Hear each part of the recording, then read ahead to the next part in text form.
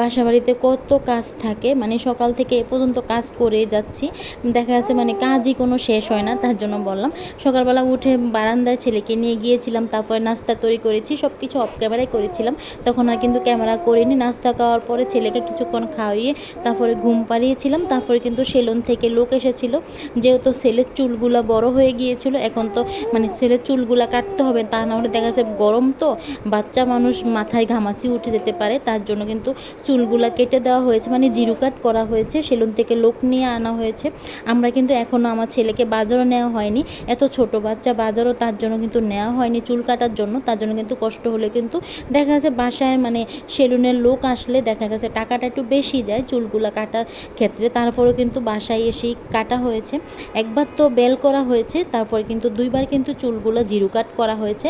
আর কিন্তু মানে মাথা চাঁচা মানে হবে না, অনেকে আবার বলে যে মাথা ন্যাড়া করা, মানে সেটা বলছিলাম হবে না। দেখুন রান্নাঘরে চলে আসলাম, কেন বললাম সকাল থেকে কাজই কোনো শেষ হচ্ছে না বাসা বাড়িতে, মানে কাজ করেই যাচ্ছি আমি। আর কতদিন যে পরের বাসায় কাজ করে যাব নিজেও বলতে পারবো না, কবে যে নিজেদের একটা বাড়ি হবে। মানে পরের বাসা যতই যত্ন করে রাখি, পরে কিন্তু দিন শেষে কিন্তু ওনারা বলে যে ওনাদের ক্ষতি করে ফেলি, তার জন্য বললাম। আর দেখুন আমার রান্নাঘরের অবস্থা দেখুন, রান্নাঘরে মানে জায়গা নেই, পরিমাণ জায়গা নেই, সব কিছু এলোমেলো হয়ে আছে। সালুনে দেখতে পাচ্ছেন মরিচগুলো রাখা আছে। আপনাদের ভাইয়া না 2 দিন আগে মরিচ কিনে এনেছিল, মানে বাসায় যে যাতে ভর্তা খাওয়া যায় তার জন্য কিন্তু শুকনা মরিচ কিনে নিয়ে আসা হয়েছিল। যার কাছ থেকে কিনেছিল সে বলেছিল যে শুকনা মরিচ এগুলা, কিন্তু না, বাসায় যখন আনা হয়েছিল আমি একটা মরিচ ভেজেছিলাম, 2টা মরিচ মানে তেলে ভাজার পরে যখন মরিচটা ডলা দিয়েছি ভর্তার জন্য, তখন দেখি যে পুরো একটা কাঁচা মরিচ, ভিতরে কাঁচা গ্যাস আসে। তার জন্য কিন্তু মরিচগুলা মানে রোদ্র দিতে হবে, আর এখন তো রোদ উঠে না, তার জন্য কীভাবে মরিচগুলা ছাদে রোদও দেবো। আর ছাদে দিলে তো আমার যেতে হবে, আর ছোটো বাচ্চা নিয়ে তো বারবার ছাদে যেতে পারবো না। আর মরিচের জাত যদি ছোটো বাচ্চার নাকে আসে তাহলে দেখা যাচ্ছে বাচ্চার হাসি কাশি হতে পারে। আর দেখুন রান্নাঘরের উপরে যে স্ল্যাবটা থাকে, মানে রাইস কুকারের উপরে যে তাকটা দেওয়া হয়েছে, তাকটা কিন্তু মুছে নিচ্ছিলাম। রাইস কুকারে তো ভাত রান্না করি, বাষ্পটা কিন্তু উপরে বাষ্প হয়ে পানিগুলো জমে থাকে। আবার দেখা গেছে এই পানিগুলো যদি না মুছে দিই তাহলে কিন্তু সমস্যা হবে। একটা সুবিধা হয়েছে আমাদের নতুন বাসায়, এই বাসায় যে আমি কারেন্টের চুলায় রান্না করি, আবার দেখা যাচ্ছে রাইস কুকারে ভাত রান্না করি, কোনো নিষেধ নেই। এর আগে যেই বাসায় ছিলাম, মানে যে বাড়িওয়ালির বাসায় ছিলাম, ওই বাসায় দেখা গেছে কারেন্টের চুলায় রান্না করতে গেলেও মানে ডাক দিয়েছে। আবার কারেন্টের জগে যদি পানি গরম করছি তার ক্ষেত্রেও কিন্তু ডাক দিয়েছে। আজকে না 3 চুলে আমি রান্নাটা বসাবো, আজকে না রান্না করতে অনেকটাই দেরি হয়ে গিয়েছে, তার জন্য কিন্তু 3 চুলে রান্নাটা বসিয়ে দেবো। 12টা বেজে গেছে, তার জন্য বললাম শুধু ভাতটা রান্না করেছি, আর কিছুই রান্না করতে পারিনি এখন পর্যন্ত। এমনি আপনাদের ভাইয়া তরকারি কেটে দিয়েছে, আপনাদের ভাইয়া পেঁয়াজ কেটে দিয়েছে। তারপর আমি কিন্তু আনাজি কলা দিয়ে মাছ রান্না করব, মানে কই মাছ রান্না করব কাঁচা কলা দিয়ে। আপনাদের ভাইয়া কিন্তু কলাটাও কেটে দিয়েছে, তারপরে কিন্তু মাছ নামিয়ে কিন্তু আপনাদের ভাইয়া মানে রেখে দিয়েছে। আমি অবশ্য পরে নর্মালে রেখে দিয়েছিলাম, যেহেতু আসতে দেরি হচ্ছিল রান্নাঘরে, তার জন্য কিন্তু আপনাদের ভাইয়াকে বলেছিলাম রান্নাঘরে রেখে দেওয়ার জন্য। সরি, রান্নাঘরে রাখার কথা বলিনি, বলেছিলাম নর্মালে রাখার জন্য, মানে ফ্রিজে রাখার জন্য। পরে আমি ফ্রিজ থেকে নামিয়ে রান্না করব সেটা বলছিলাম আপনাদের ভাইয়াকে। আসসালামু আলাইকুম everyone, welcome to back to my channel. দূরে কাছে যে যেখান থেকে আমার ভিডিওটা দেখছেন, আশা করি আল্লাহর রহমতে সবাই ভালো আছেন। আলহামদুলিল্লাহ, আপনাদের দোয়া এবং ভালোবাসা আমরাও ভালো আছি। প্রতিদিনের মতো আমি আরও একটি ভিডিও নিয়ে শুরু করলাম। আশা করি আমার আজকের ভিডিওটাও আমার আফুদের এবং ভাইয়াদের কাছে ভালো লাগবে। যদি আমার ভিডিওটা ভালো লাগে প্লিজ লাইক দিয়ে ভিডিওটা দেখে নেবেন, সাথে ভিডিওটা শেয়ার করে দেবেন। আর যদি একবারে বেশি আমার ভিডিওটা ভালো লাগে তাহলে আমার চ্যানেলটা সাবস্ক্রাইব করে দিয়ে আমার পাশে থাকতে পারেন। নতুন যদি কোনো বন্ধু এসে থাকেন আমার চ্যানেলে, যদি আমার ভিডিওটা ভালো লাগে প্লিজ আমার চ্যানেলটা সাবস্ক্রাইব করে দিয়ে একটা মিষ্টি একটা কমেন্ট রেখে যাবেন, তাহলে আমি কমেন্ট ধরে আপনাদের চ্যানেল থেকে ঘুরে আসতে পারবো। আমার অনেক মিষ্টি এবং প্রিয় আফুরা জিজ্ঞেস করেন আমার ছেলে ভালো আছে কি না। এক আপু তো কমেন্ট করেন যে সোনা বাবা ভালো আছে কি না। হ্যাঁ আপু, আপনাদের দোয়া আমার ছেলেটা ভালো আছে, এভাবেই আমার ছেলেটার জন্য আপনারা দোয়া করে যাবেন। আর বেশি বেশি করে আমার ছেলেকে ভালোবাসা দিয়ে যাবেন, সাথে আমাকেও দিবেন, যাতে আমি সামনে এগোতে পারি আমার চ্যানেলটা নিয়ে। অনেক আশা নিয়ে আমি এই ইউটিউব চ্যানেলে এসেছি, যদি কোনো দিন পারি আপনাদের সাথে শেয়ার করব। মানে একটা আশা নিয়েও এসেছি, আবার অনেকটা দুঃখের কারণেও কিন্তু আমি ইউটিউব চ্যানেলে এসেছি। থাক, এটা মানে এখন আর বলছি না, ওই কথাগুলো এখন আর বলছি না। কোনো এক সময় আমি এই কথাগুলো বলবো, আপনাদের সাথে শেয়ার করব, তখন সবাই আমার কথাটা শুনবেন। প্লিজ কেউ তখন কিন্তু কেউ খারাপভাবে নেবেন না। দেখুন, আপনাদের ভাইয়ার সাথে কথা বলছিলাম, আপনাদের ভাইয়ার সাথে না আমি রাগারাগি করছিলাম যে আর কতদিন মানুষের বাসায় ভাড়া থাকবো, সুন্দর করে রাখলো, মানুষ এসে দোষ ধরে, নিজেদের একটা বাড়ি কবে হবে, মানে ছেলেকে নিয়ে কবে বাড়িতে যাব। আমাদের তো বাড়িতে একটা ঘর নেই, তার জন্য কিন্তু আমরা এখনও ছেলেকে, মানে আমার শ্বশুর বাড়ির কথা বলছিলাম, ওই বাড়িতে এখনও কিন্তু নিতে পারিনি। এমনি আমার ভাসুর বা ভাসুরদের ঘর আছে, কিন্তু ওনাদের ঘরে আমি যেতে রাজি না। আমি আপনাদের ভাইয়াকে বলেছিলাম যে যেদিন তুমি ঘর করবে ওদিনই আমার ছেলে তোমার বাড়িতে যাবে, এর আগে যাবে না। তবে আমার বাবার বাড়িতেও না আমি আমার ছেলেকে এখনও নিতে পারিনি। আমার তো বাবা নেই, মা আছে, ভাই আছে, তবে তাদের বাড়িতেও নেওয়াটা আমার মনে হয় যে মানে ভালো দেখায় না। তারা তো আমাকে একবারও বলেনি যে ভাগিনাকে নিয়ে আসো বা ভাগিনাকে নিয়ে আয়, মানে এরকম বলেনি আমাকে। তার জন্য কিন্তু আমার বাবার বাড়িতেও আমি নিয়ে যেতে পারছি না। আর দেখুন, মাছগুলা কিন্তু নর্মাল থেকে নামিয়ে আমি ধুয়ে নিয়েছি। মানে আগেই তো আমরা ভালো করে ধুয়ে কিন্তু তারপরে ফ্রোজেন করি, মাছ ডিপে রাখি।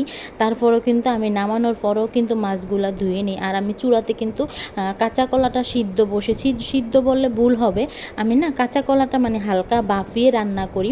আমার কাছে ভাপিয়ে রান্না করলে কাঁচা কলাটা খেতে ভালো লাগে, তার জন্য দেখলাম যে মানে কলাটা ভাপ উঠে গিয়েছে। আর বেশি বেশি যদি বলক উঠাই তাহলে দেখা যাচ্ছে কলাটা মানে একবারে গলে যাবে। আর দেখুন, রান্নাঘরটা কিন্তু অনেকটাই ছোট, হয়তো বা ক্যামেরাতে দেখা যাচ্ছে একটু বড়, মানে রান্নাঘরে কিন্তু পিরপা পরিমাণ জায়গা নেই। বালতি রেখেছি, কলস রেখেছি, এগুলোতে না সব পানি, বৃষ্টির পানি ধরে রেখেছি।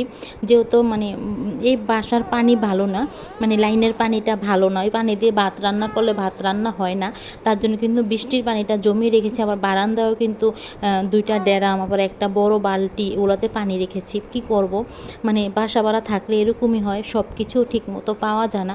বাসা মিল হলে দেখা গেছে মানে গ্যাস লাইন পাওয়া যায় না, আবার গ্যাস লাইন পাওয়া গেলে দেখা যাচ্ছে মানে গ্যাস লাইনওয়ালা বাসা ভালো হয় না, মানে জানলা থাকে না, মানে চিপা রুম থাকে, এরকম অবস্থা। আবার দেখা যাচ্ছে যদি সব ভালো হয় কিন্তু পানিটা ভালো হয় না। কি করব, আমাদের এই বাসার পানি না লাল, মানে আশেপাশে যতগুলো বিল্ডিং আছে সবগুলোর নাকি একই অবস্থা, পানি ভালো না, মানে সবাই নাকি বৃষ্টির পানি ধরে রাখে। আবার দেখা গেছে তা না হলে দেখা যাচ্ছে মানে বাজার থেকে পানির বোতল কিনে এনে রান্না করে।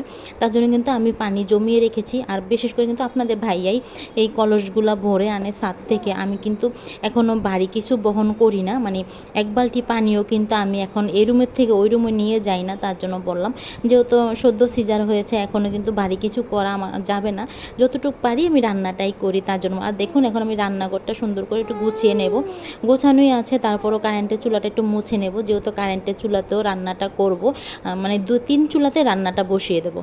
সরি, আমি না ভিডিওতে আজকে একটা কথা ভুল বলে গেছি বারবার, খালি যে বলবো যে ইলিশ মাছ রান্না করব কচুর মুখে দিয়ে, আমি খালি বলেছি যে মানে আনাজি কলা দিয়ে আমি কই মাছ রান্না করব, তার জন্য কিন্তু আমি সরি, মানে ভিডিওটা এডিট করছিলাম তো এখন গিয়ে দেখছি যে না আমি মানে ইলিশ মাছ দিয়ে রান্না করছি, তার জন্য বললাম প্লিজ আমি দুঃখিত, মানে কথা ভুল বলে ফেলছি, তার জন্য আমি সবার কাছে ক্ষমা চেয়ে নিচ্ছি।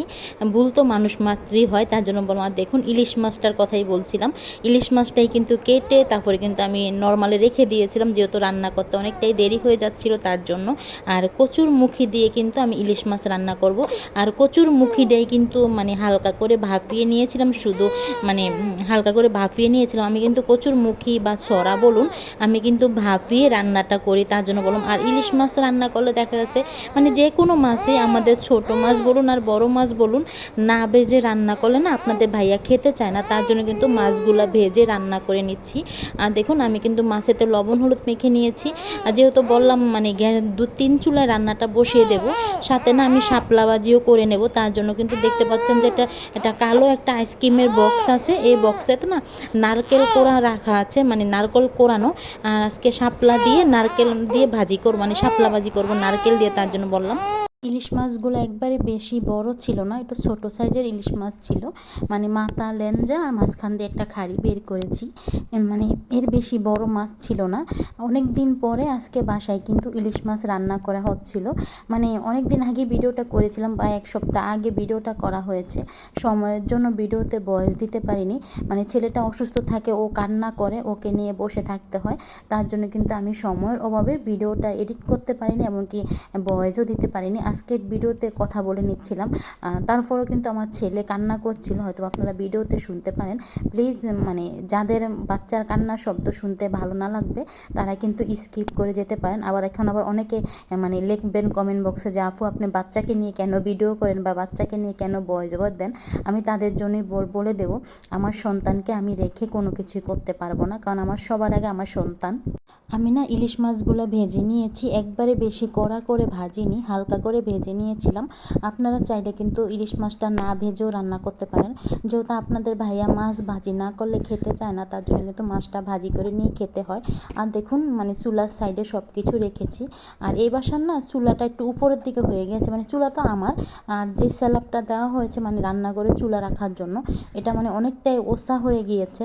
মানে আমি দেখছিলাম না যে তেল ঠিকমতো গরম হয়েছে কিনা, অনেকটাই বড় হয়ে গিয়েছে মানে চুলার ইয়াটা, তার জন্য রান্না করতে অনেকটাই অসুবিধা হয়ে যাচ্ছিল। আর দেখুন যেহেতু মাছ ভাজা তেলেতে আমি মানে পেঁয়াজটা দিয়েছি, তার জন্য একটু ফেনা হয়ে গিয়েছিল।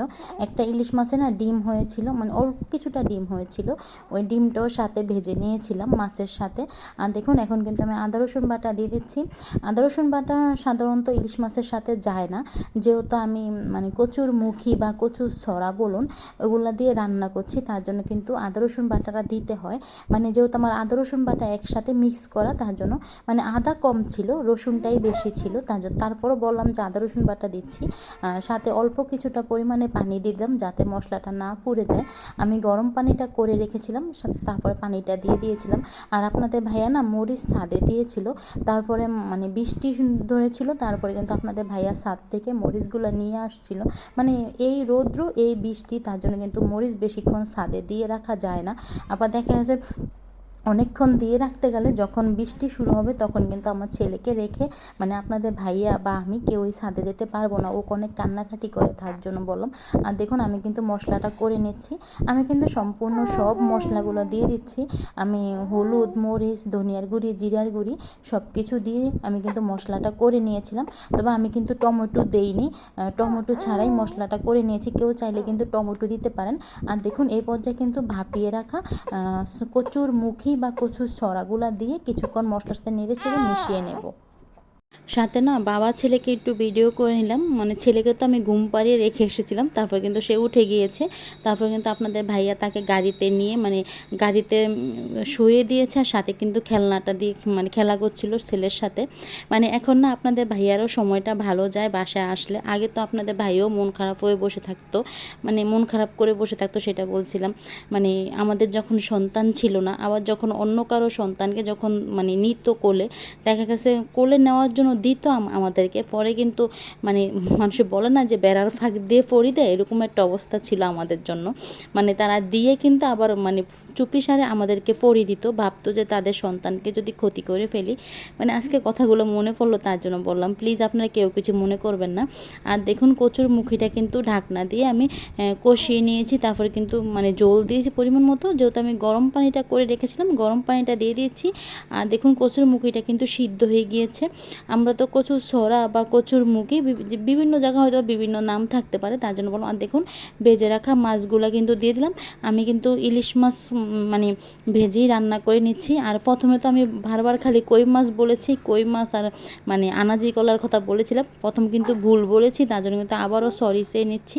আর দেখুন আজকের ভিডিওটা না অনেকটাই বড় হয়ে গিয়েছে, তারপরও অনেকটাই স্কিপ করে ভিডিওটা দিয়েছি, তারপর আজকে অনেকটাই বড় হয়ে গিয়েছে। প্লিজ আপনারা ক্ষমা সুন্দর দৃষ্টিতে দেখবেন, আর সবাই একটু ভিডিওটা ফুল ওয়াচ করে